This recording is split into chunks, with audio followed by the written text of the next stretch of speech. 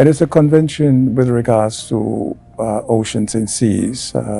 Traditionally, of course, for young people, they are quite familiar with land and territories and how they are acquired, usually by not peaceful means, by war, if not by traditional means, by heritage. And so we were comfortable going back to our early history with land. But of course, over time, with the advent of sailing ships and so forth, and with the aspirations of man to venture out, especially coastal states, there was this natural tendency to make their way into the ocean.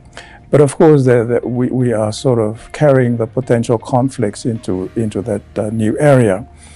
And so then came a time whereby man and his civilized mind came together under the auspices of the United Nations and try and sit down and try to put order and regimes into how they behave with respect to the oceans, because of course it's no hidden fact that there are resources there.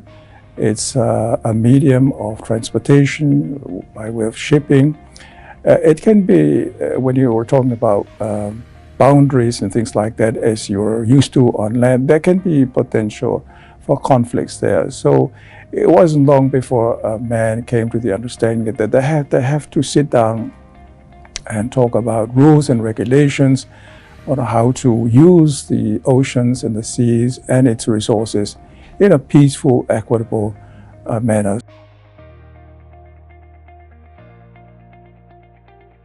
I would say the main achievement of UNCLOS is the law and order, which is, of course, the very essence of and the very reason for establishing this convention, is that it gives order and predictability and security for the way we do things in the high seas and our oceans.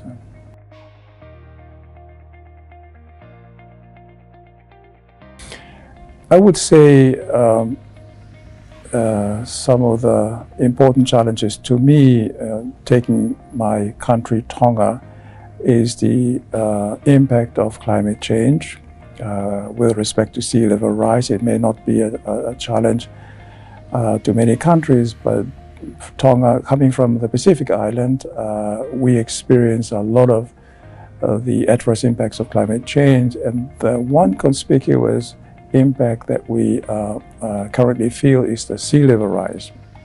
Apart from the hurricanes and the effect on tourism and all of that, sea level rise, you maybe recall that there was a declaration submitted by the leaders of the Pacific Island Forum in the Pacific to the United Nations and other relevant bodies, International Law Commission, Sixth Committee and so forth, whereby they make a declaration with regards to maintaining the maritime boundaries in the face of climate change related sea level rise. So to them, to the Pacific Island, is very important. It is also shared by other low-lying coastal areas.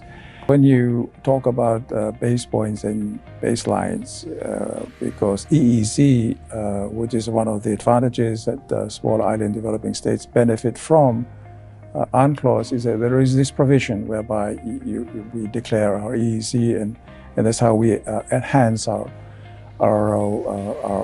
small land size by the acquired EEZ.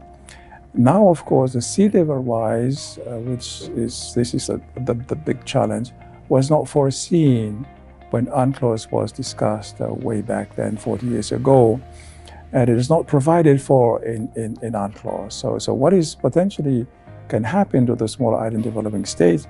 There could be a base point or a baseline that can be affected because of the sea level rise. So the big question then is what then? Because according to UNCLOS, theoretically you should be moving back, you should be losing your EEZ.